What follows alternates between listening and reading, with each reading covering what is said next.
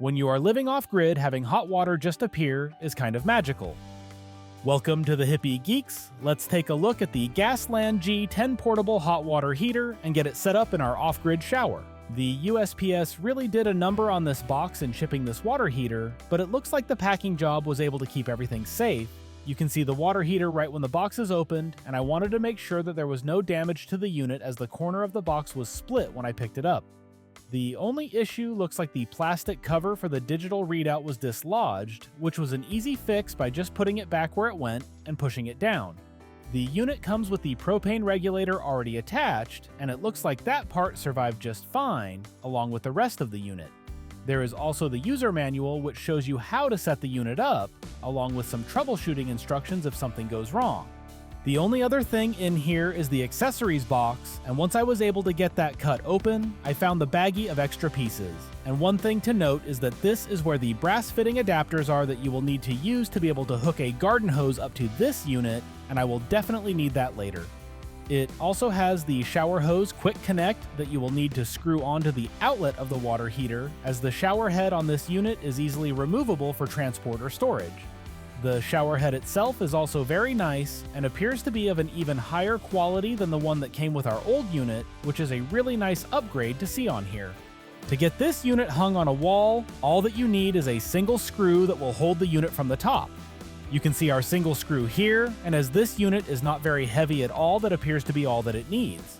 Once I had the unit mounted onto the wall, I messed around with the battery tray a little bit, but at this point I was not able to figure out how to open it, so I decided to get the shower head mounted on the wall.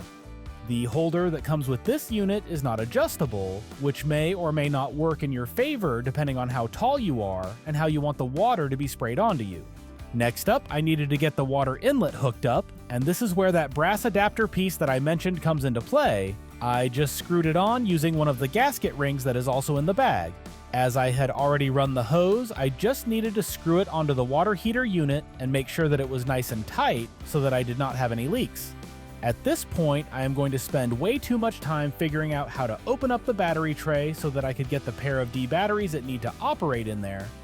Spoiler warning, you just need to push it in and it will unlatch and drop down, then you just push it back up in there to secure it. None of the other water heaters I have ever used have had this latching system, which is why it took me so long to figure it out. With all of that hooked up, however, we can start testing the unit and making sure it works. There are two dials on the front of the unit. On the left is the propane burner control, and the further you turn that up, the more propane this unit will burn and the hotter the water gets. On the right side is the water speed control, and as you slow the water flow down, the less water will come out of the shower head, but the hotter the water will be able to get as well. Not that this unit has any trouble getting hot, as it is an absolute beast, and you will want to start out with lower temps so that you don't burn yourself. Alright, it is fully functional and working, so it is time to give the shower head a try.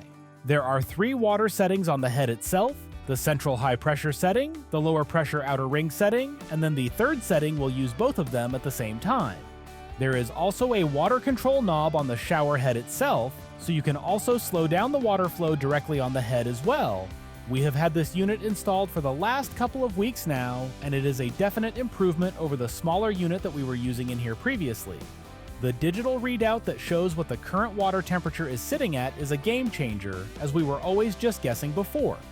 This unit is also a beast when it comes to heating up water, and I can see why they advertise it as being able to warm up an above-ground swimming pool, as I could definitely see it being able to do that if you crank the heat up all the way.